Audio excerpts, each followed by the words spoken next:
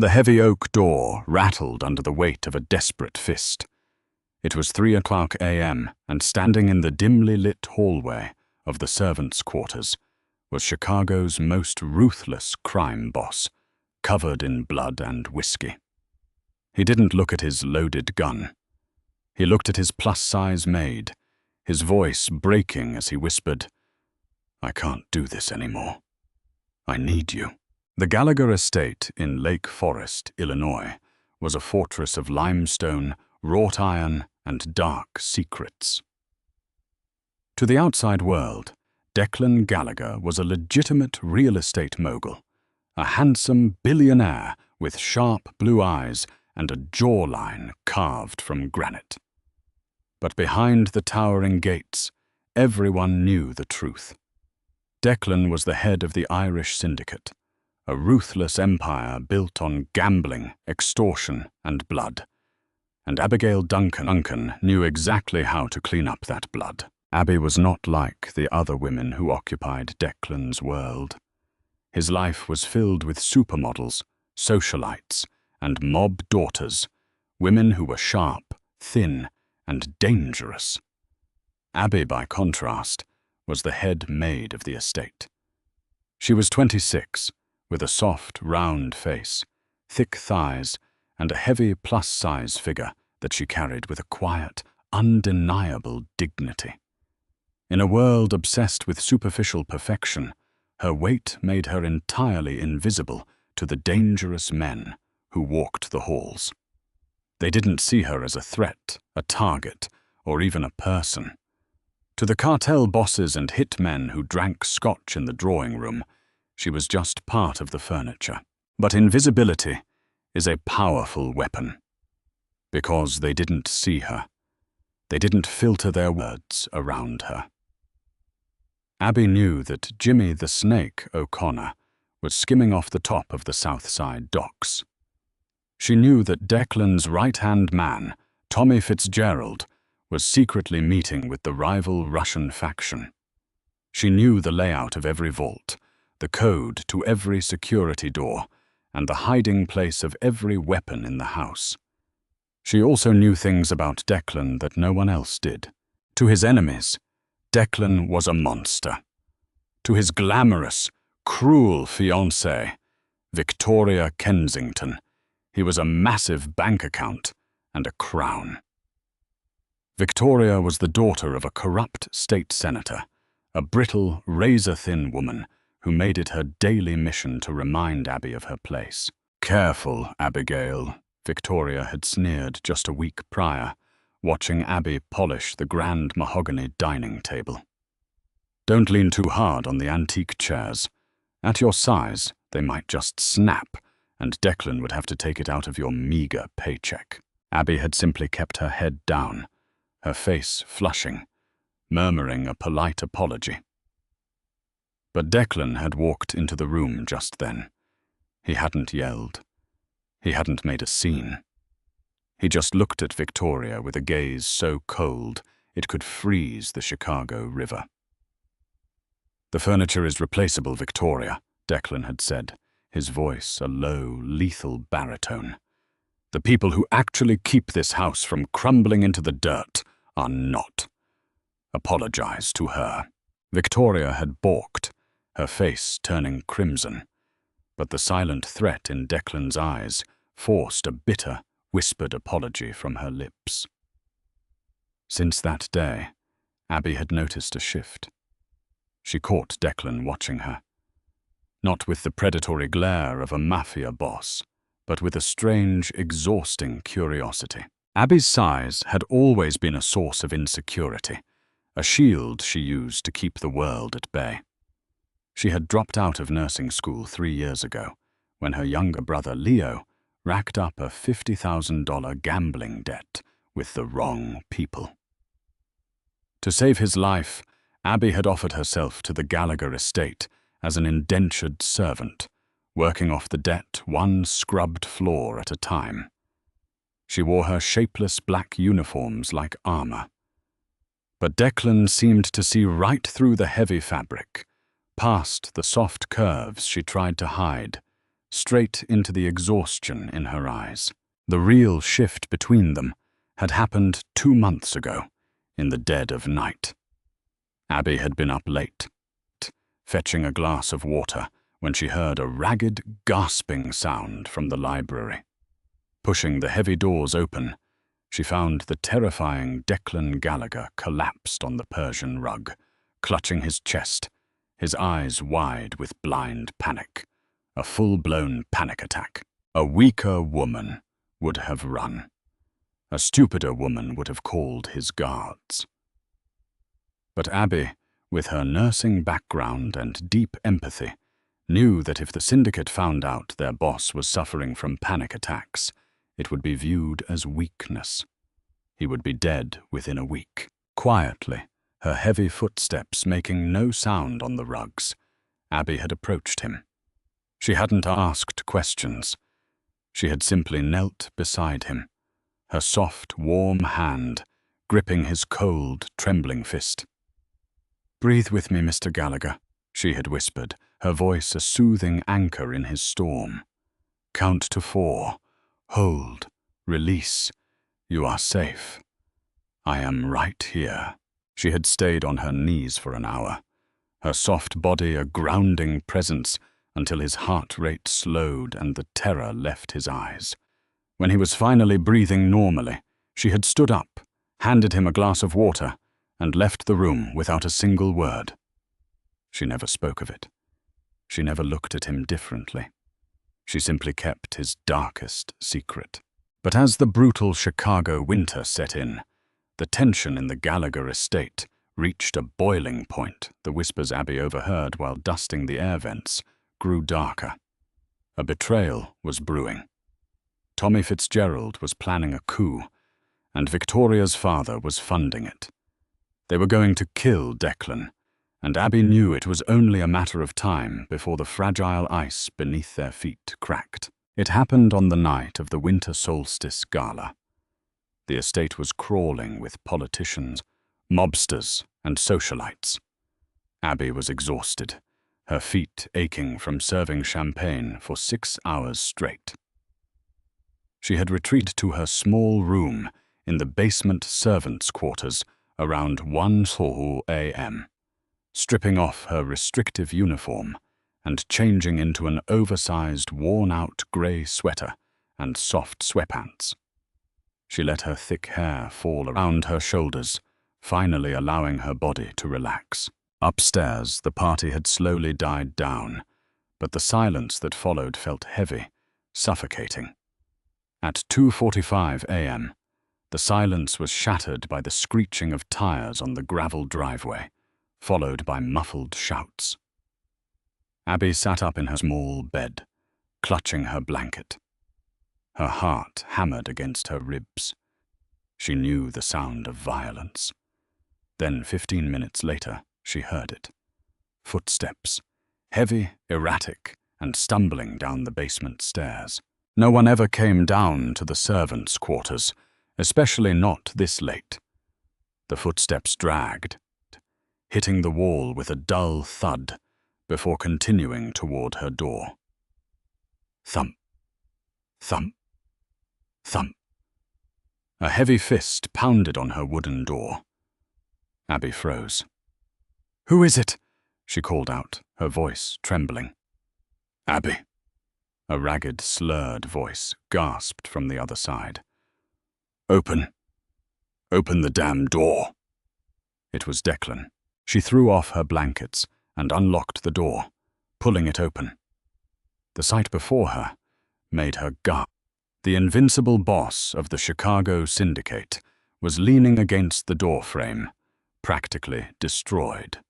His expensive custom tuxedo was torn and soaked in a mixture of cheap whiskey and dark crimson blood. His face was bruised, his lip split, and his eyes were glazed with a dangerous mix of intoxication and agonizing pain. In his right hand, he loosely gripped a suppressed 9mm Glock. "Mr. Gallagher," Abby breathed, stepping back. He didn't look at her like a boss looking at a maid. He looked at her like a drowning man looking at a life raft. The cold, ruthless facade he wore for the world had completely vanished. "I can't do this anymore," he slurred, his voice breaking in a way that shattered Abby's heart.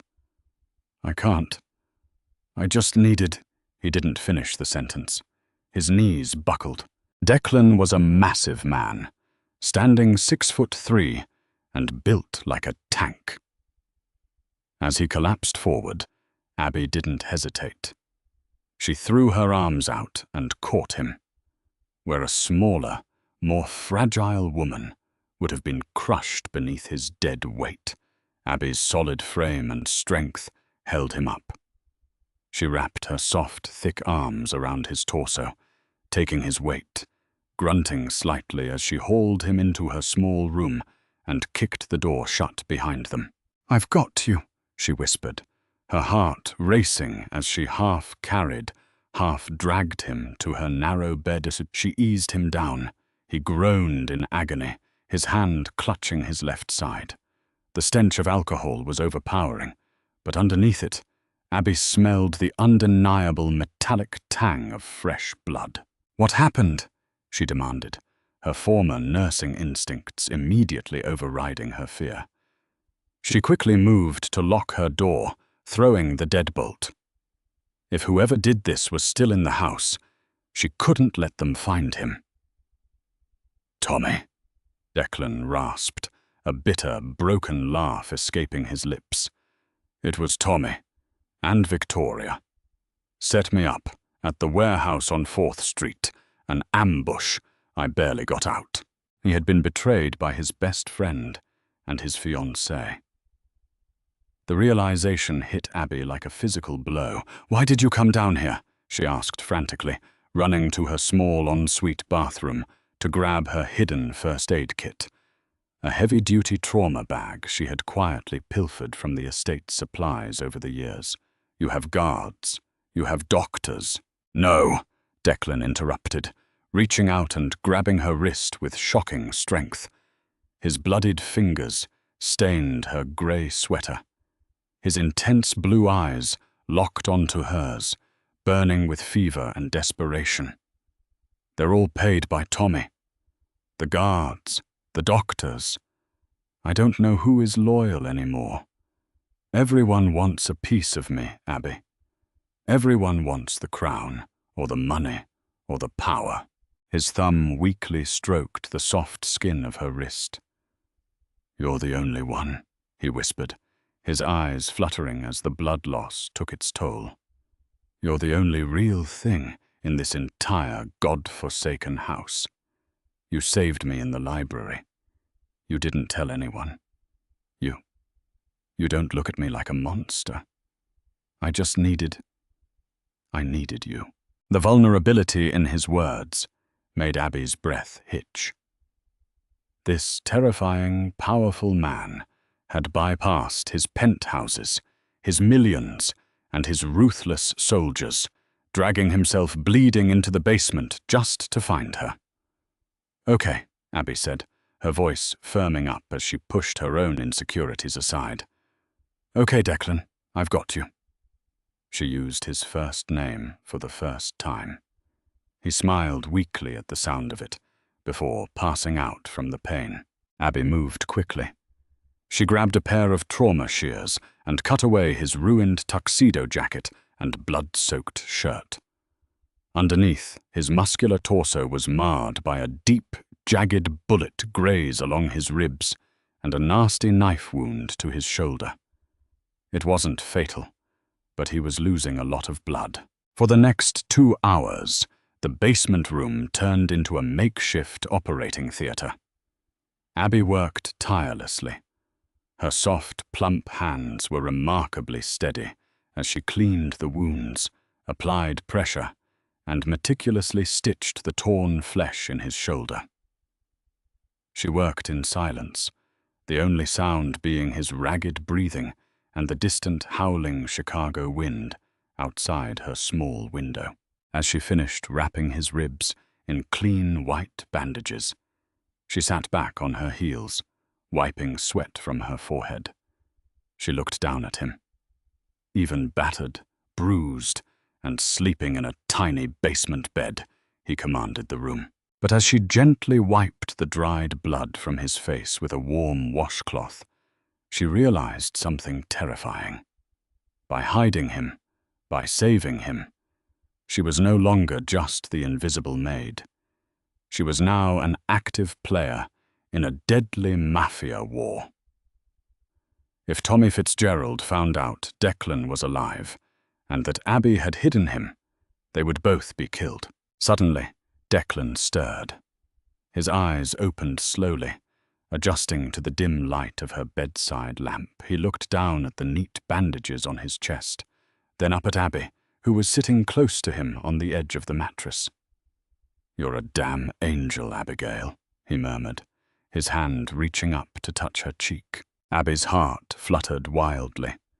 She was acutely aware of how she looked. Sweaty, bare-faced, in baggy sweatpants, her heavy thighs pressing into the mattress. She tried to pull back, her old insecurities flaring up. "Mr. Gallagher, I'm just a maid. You're drunk and you're bleeding. You need to rest." "Stop hiding," he said softly, his fingers gently tracing her jawline, refusing to let her pull away. "You think I don't see you? I see everything. I see how they treat you. I see how you carry the weight of this whole house. I see how beautiful you are." Abby froze. No one had ever called her beautiful. Not like this. Not with such raw, unfiltered honesty. Before she could process his words, a violent, splintering crash echoed from the floor above them. It was the sound of the estate's heavy oak front doors being kicked in. Heavy combat boots thundered across the marble floors upstairs. Men were shouting. "Search every room!" a voice roared through the floorboards. It was Tommy Fitzgerald. "He didn't make it far with that much blood loss. Find him and finish it!" Declan's eyes hardened instantly, the warmth vanishing, replaced by the lethal gaze of the syndicate boss. He tried to sit up, reaching for his discarded Glock, but he hissed in pain, falling back onto the pillows.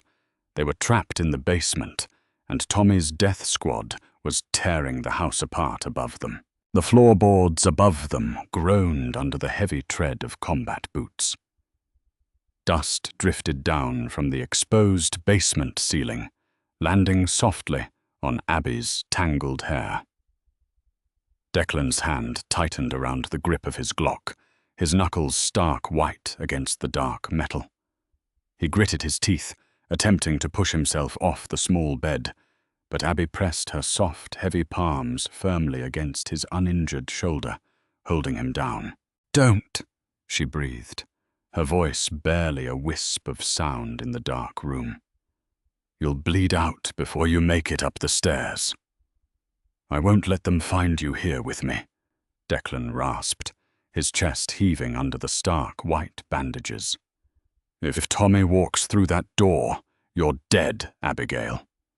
"He won't," she replied, her eyes darting toward the back of her closet. "Because we aren't going to be here." Before Declan could argue, Abby stood and moved swiftly to the battered wooden wardrobe in the corner of her room.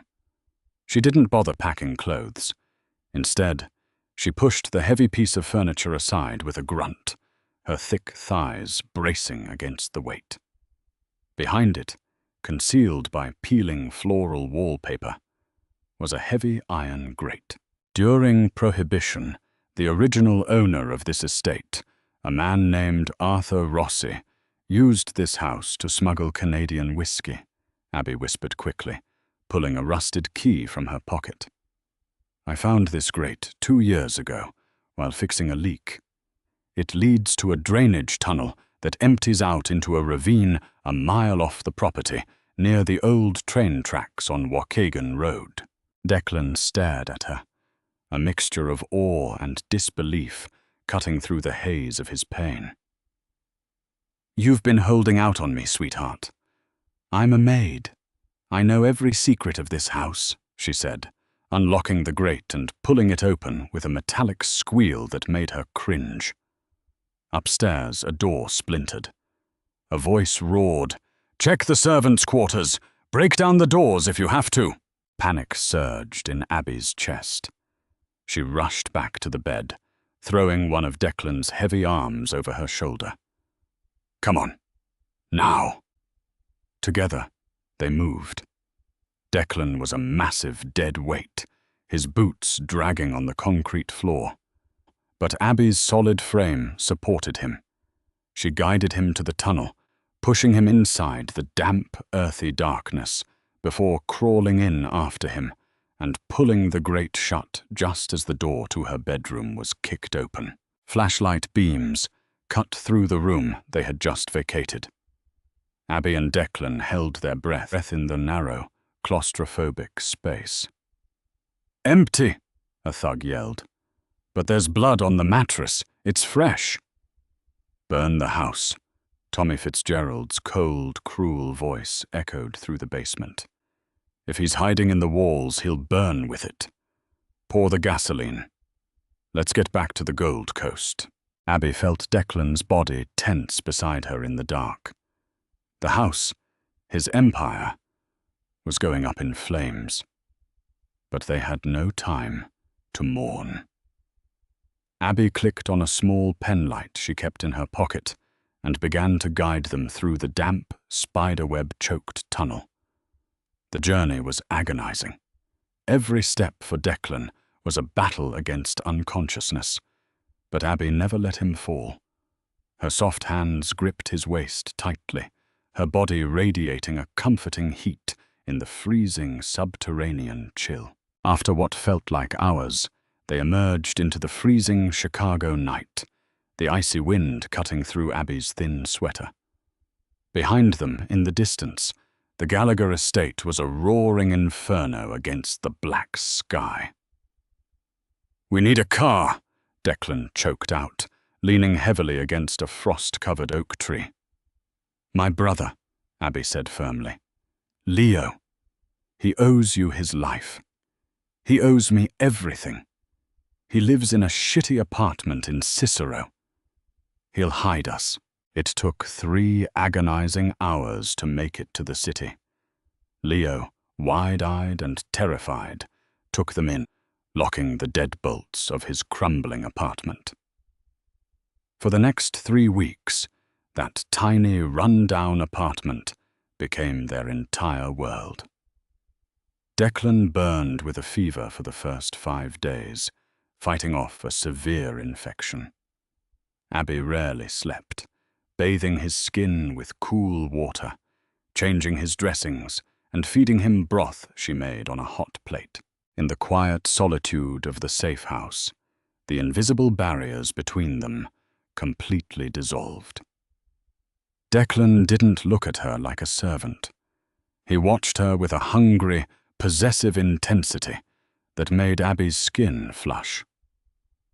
One late night, as she sat on the edge of the lumpy mattress to check his stitches, his large, calloused hand reached out and gently gripped her thick thigh. "You saved my life, Abigail," he murmured, his thumb tracing the soft curve of her leg through her sweat pants. "You gave up everything for me." "You would have died," she whispered, her heart hammering wildly against her ribs. "I was already dead in that house," Declan replied softly, pulling her down until her face was inches from his.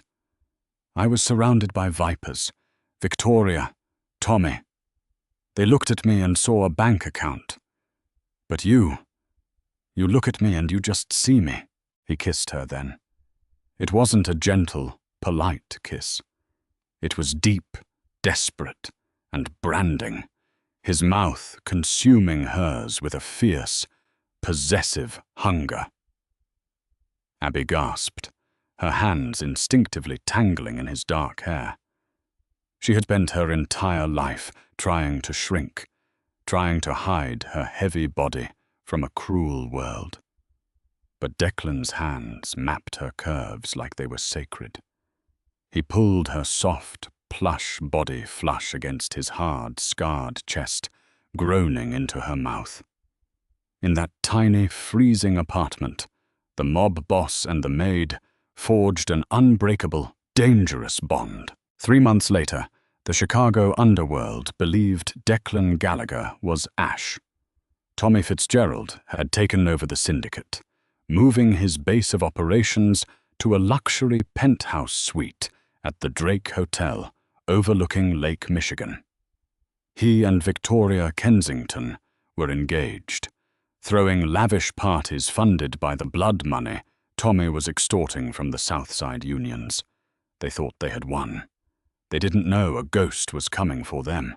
Declan was fully healed, the bullet graze reduced to a jagged pink scar, his strength completely restored. But he wasn't alone anymore. He had Abby.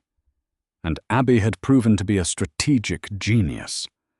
Using her intimate knowledge of the estate's security protocols and the private ledgers she had secretly memorized while dusting Declan's office, she had helped Declan quietly contact the old guard, men like Liam Donovan and the fiercely loyal enforcer, Carmine Rossi. These men despised Tommy's flashy, reckless leadership. When they received the encrypted messages that their true king was alive, they mobilized in silence. It was a rainy Tuesday night in April when the ghost struck. Tommy and Victoria were hosting a private high-stakes poker game in the VIP lounge of a speakeasy hidden beneath Wacker Drive.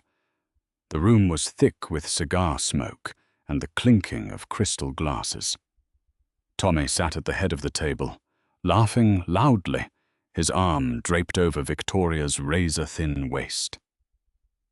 She was wearing a diamond necklace paid for by Declan's accounts. Suddenly, the heavy oak doors to the lounge didn't just open, they were blown off their hinges. The room erupted in screams.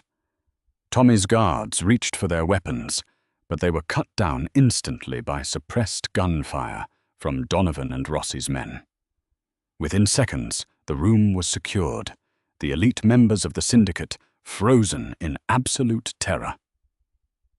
Through the smoke and the settling dust, Declan Gallagher walked into the room. He wore a perfectly tailored midnight blue suit, his face a mask of cold, terrifying vengeance. Tommy turned pale, the cigar dropping from his trembling lips. "Declan, you're dead. I saw the house burn."